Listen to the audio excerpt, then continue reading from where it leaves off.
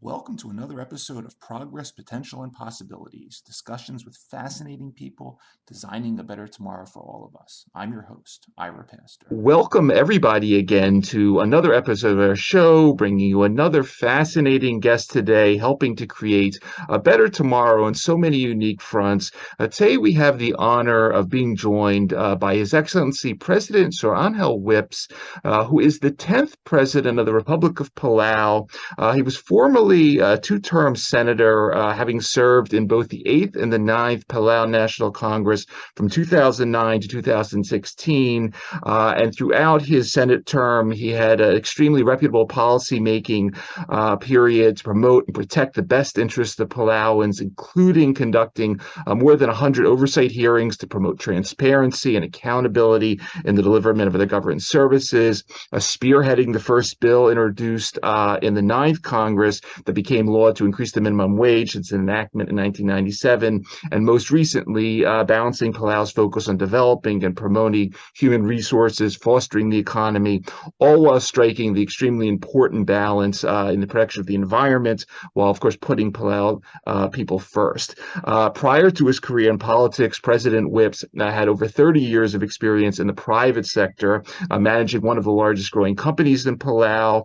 President Whips grew up in a family business, actually, that started with his parents opening a restaurant, which he was involved in fishing and selling the catch, taking tourists out to dive and sightsee in the Rock Islands, and ultimately selling goods out of their house, and that expanded to one of the largest businesses on the islands. His experience is combined with the formal background. He earned his bachelor's degree in business administration in economics from Andrews University in Michigan, his MBA from the Anderson Graduate School of Management, University of California, LA. We're honored to have him with us today. President Surangel Whips, thank you so much for taking the time to come on our show. Well, thank you, and we're always eager to share about Palau and what Palau is all about. So thank you for allowing us to speak with you this morning. Absolutely. It is an honor to have you here. I would really like to start off a little bit, if we could, sort of the early days, because I'm sitting here in Philadelphia, and I knew you grew up for sort of the first couple of years of your life down the road there in Baltimore before moving to Palau. I was wondering if you could talk a little bit about sort of the early days of what I see as your entrepreneurial journey. You were fishing, you were taking tourist diving, and that obviously taught you a lot, not just about business, but about working with the public, and of course, your respect for the environment. Take us through a little bit of those early days, if you would. Well, I guess really to go back to my time in Baltimore, I have a very unique experience because my father is from Palau. My father grew up, he had a very difficult life. During his childhood, his father died when he was not even 6 months old. And so he began being adopted to different families. Through the span of his life, he lived with 8 different families. And he tells a story of when he went to leave Palau to go and get high school, that they used to get on these boats to travel to Guam. And getting on the boat, everybody was on the shore side to see people off. He went to the other side because there was nobody there to see him off. But that's the kind of life he had. It was difficult, and the only way he could make it to university was to join the U.S. military. So if he joined the U.S. military service, got the GI Bill, ended up going to school at the University of Baltimore, at that time the Baltimore College of Commerce, and met my mom, who was from Frederick, Maryland. And that's how we ended up being in Baltimore. And, the journey began. My dad said he would never return back to Palau unless he had his college degree. And he always had I think a vision or inspiration to be a businessman. When he was young, he tells us the story when he was living with his grandfather. Grandfather took him out of school and demanded, and he was about 8 or 9 years old, that he would have to fish and collect betel and sell. That was what he had to do at 8 or 9 years old. And of course, later on, while he was in Guam, he lived with a family as their sponsor that had him taking care of the ranch and the cows, and then later running their small mom and pop store. So I guess it kind of started there. And then, making his way through, he was working at one of these restaurants in Guam. And he tells the story of he was working at the restaurant, and he felt so bad with all this, these leftovers, especially large pieces of steak left on the plates. So he's back in the he was the busboy back in the back eating the steak off the plate, and the restaurant owner caught him and said, "What are you doing? Anytime you need to eat, please eat what's on the plate." But I think it's coming from that experience and my dad's experience on his drive to succeed really helped shape our lives. So he came back, he ran the local fishing co-op, then later a restaurant, running a Micronesian occupation, industrial occupation corporation, which was a coconut factory, processing factory. And at that point in his life, he said, well, I'm not earning very much working for these people. And he told my mom, who was a teacher, I'm going to quit.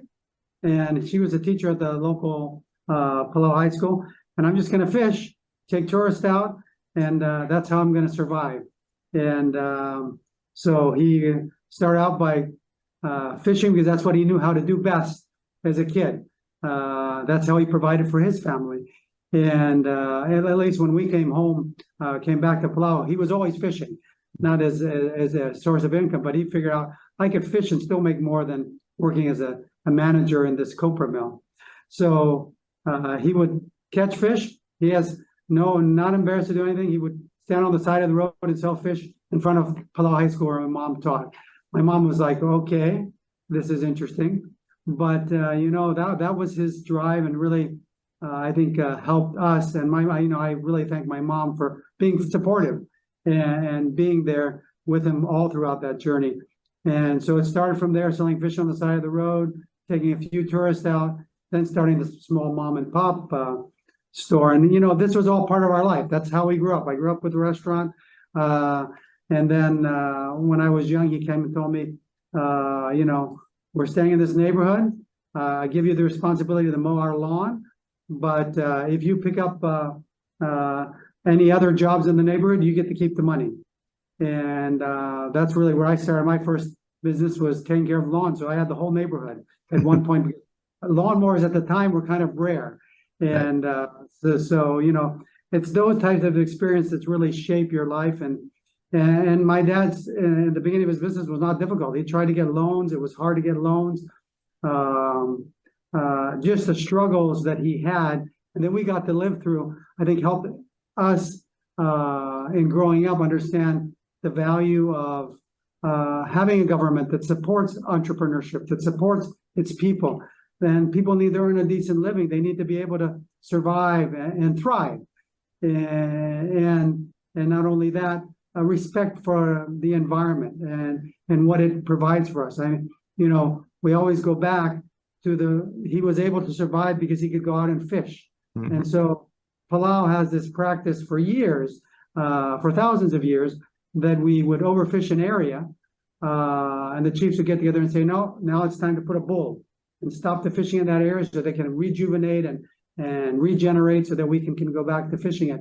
And so those types of practices that we've had for thousands of years that I think really shaped the way we are as a nation, as a people, and has helped shape me and my drive and responsibility in what we want to do. So thank you for allowing me to share a little bit about my background and how I think. And I think one of the most important things that at least in our family is my dad is a Christian. Mm-hmm. And he, is a believer in God and believe that everything that we are given really belongs to God. And we are stewards, and we have a responsibility to take care of it. And so that also helps in shaping how we are as a nation. And we're very fortunate that Palau is a Christian nation, and we believe in freedom of religion, and everybody is free to we respect each other's thoughts and practices and religious beliefs.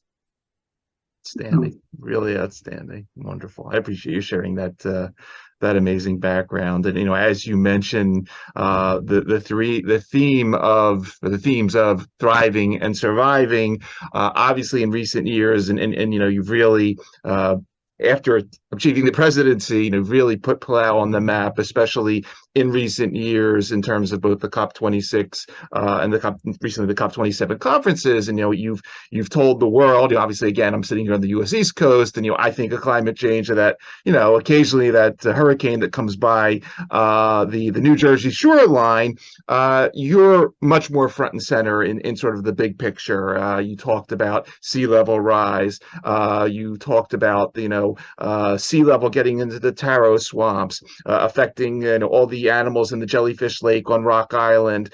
And you had this really strong quote. I think it was a COP26. You might as well bomb us now, because we rather have a quick demise than have a slow, fateful demise if we're going to keep getting hit by this climate change and this environmental change.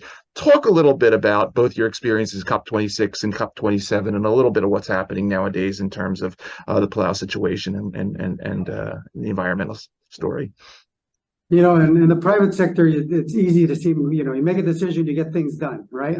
But sometimes in politics and in government, it's really hard to move things and to change direction. And I think sometimes as small island states, when we live it, we breathe it. This is our lives every day, and the suffering that we're going through. It's trying to relate and help people understand the reality that we are in, and raise their ambition.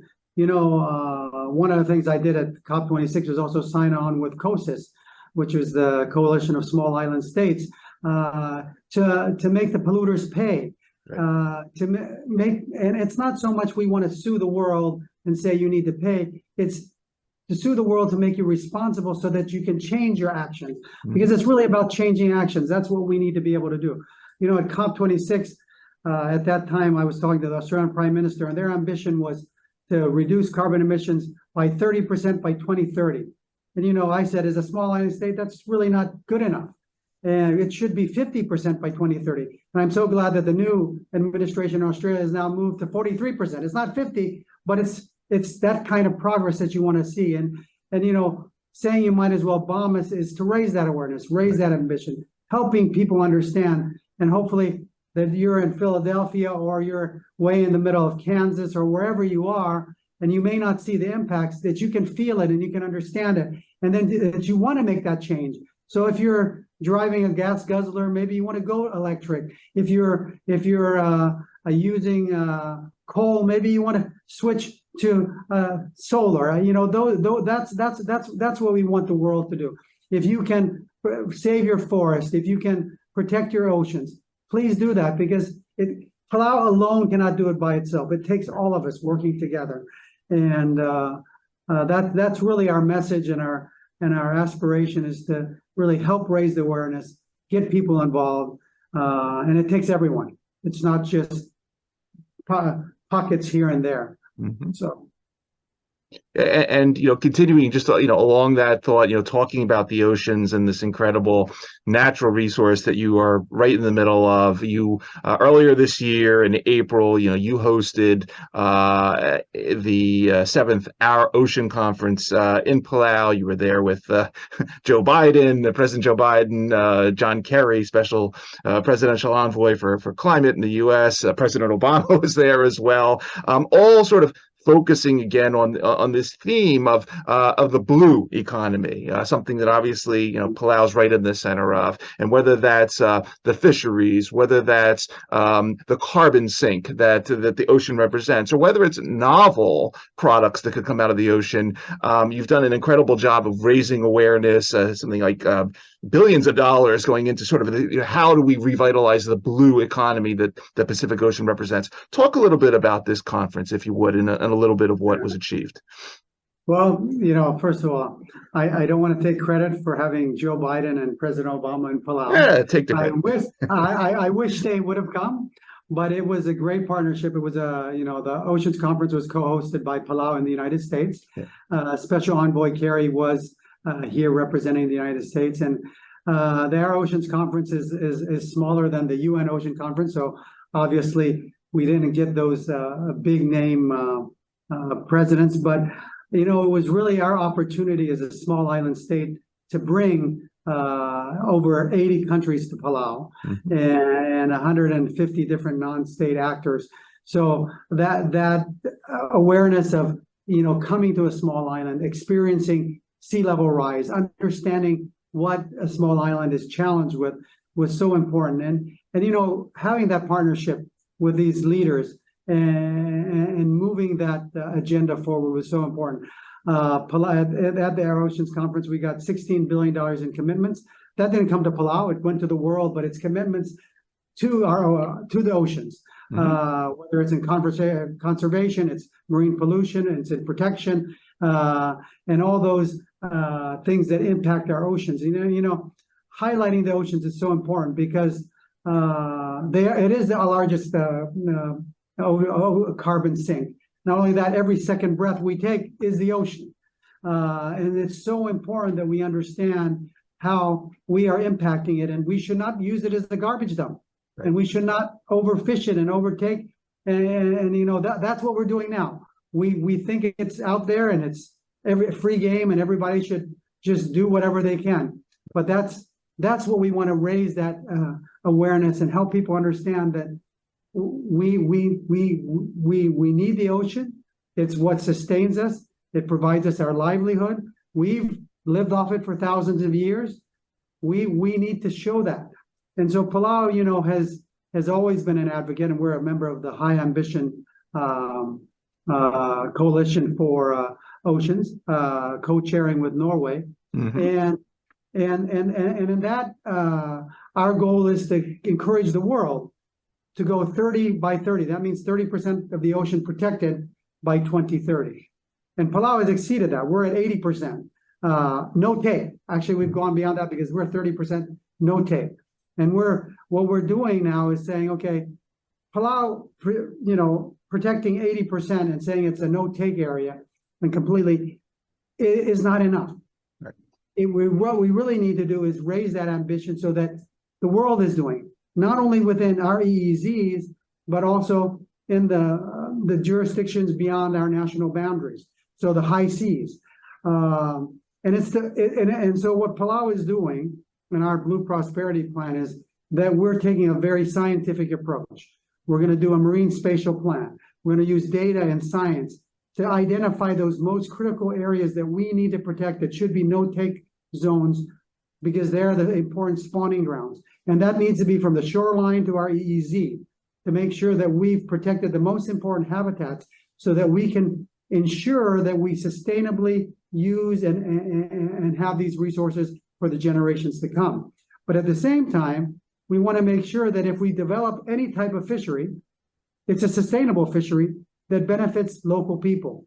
And that's making sure that the local participation is involved in the value chain. So anything value added to fresh tuna. If we're going to go out and we're going to catch fresh tuna, we're going to do it sustainably. We're going to use, not use wire leaders. We're going to use it in the best practices. We're going to put videos on the fishing vessels and follow the best practice for catching those fish. When we're bringing them on shore, best practice on processing, getting the most value out of it. So ideally, we want to fish less and get more, and ultimately benefit our people. And that's really our vision, because as our former president likes to say, we're only borrowing our environment from our children, and we need to pass it on better than how they gave it to us, how it was given to us.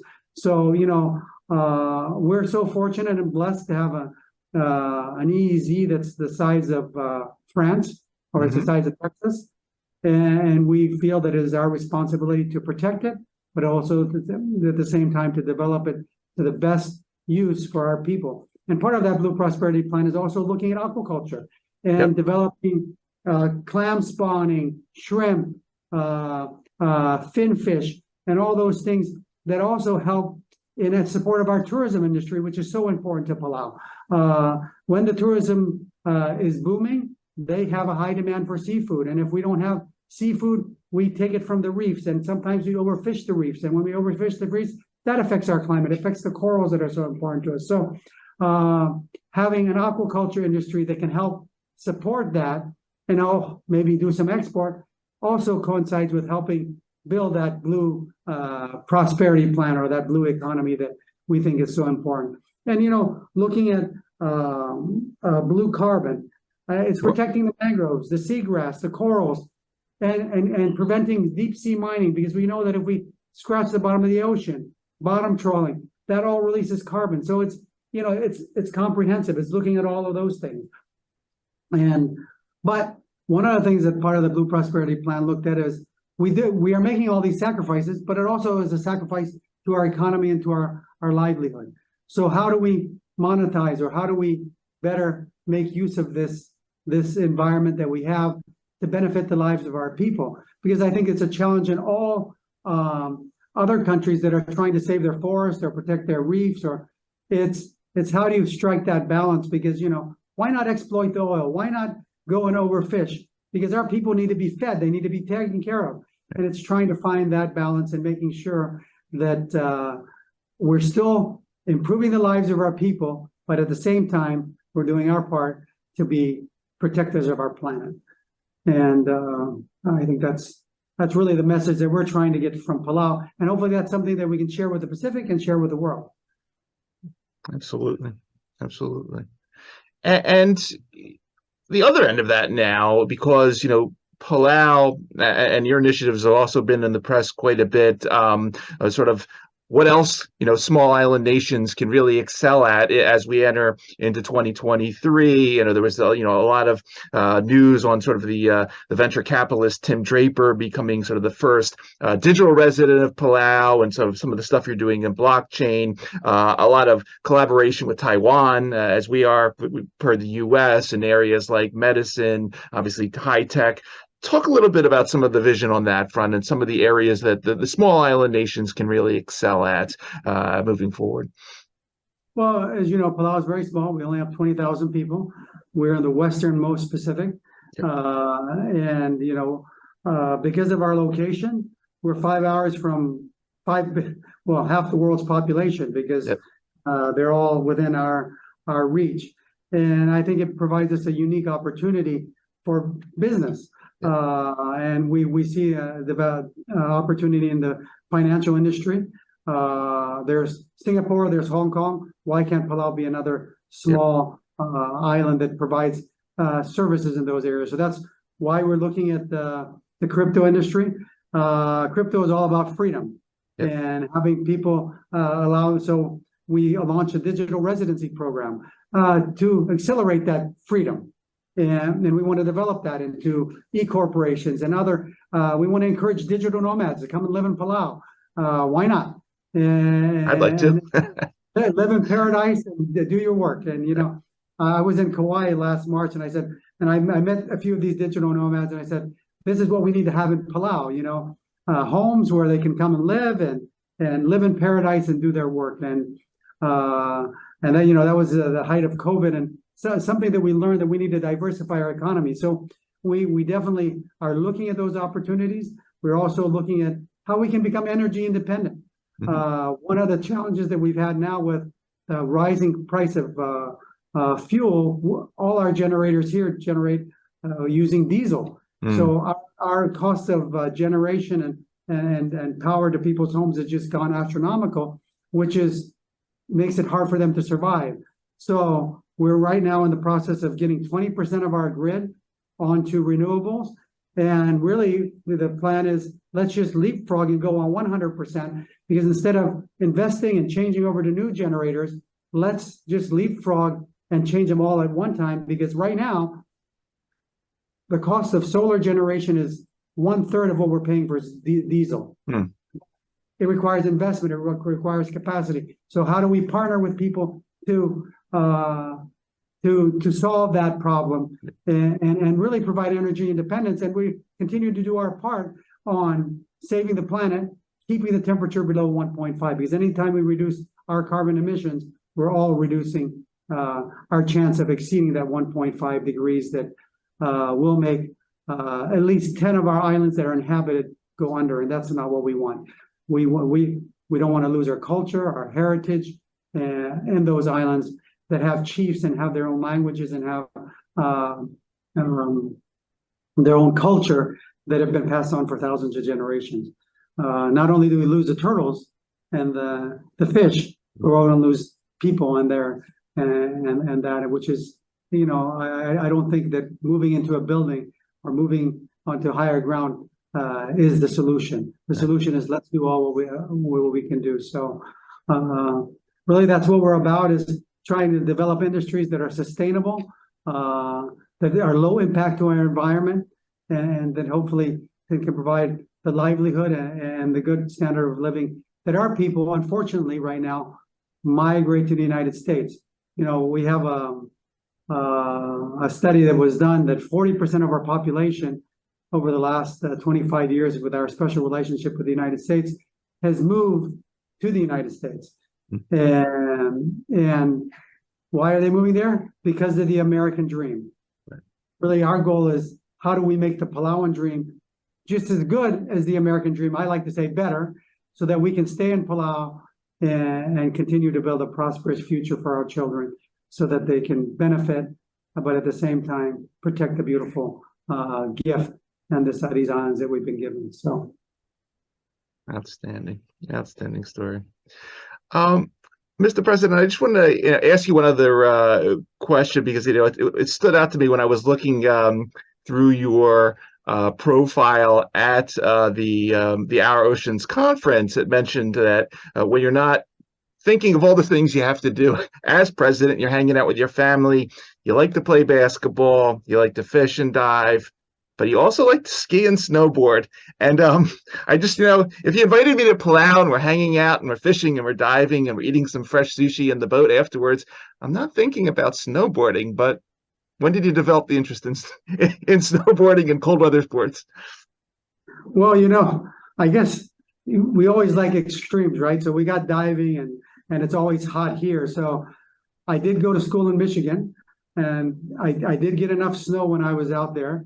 I learned to appreciate it, but I also like the warm weather. So when I applied to graduate school, I only applied to schools in California. Yeah, that's right. And the good thing about California is that you can be at the beach, or you can be up in the mountains skiing. That's true. And so that's how I developed both sides. So I guess it's enjoying the mountains. The mountains are beautiful, but I don't want to be up there all the time. I like snow skiing in the spring. I would think so.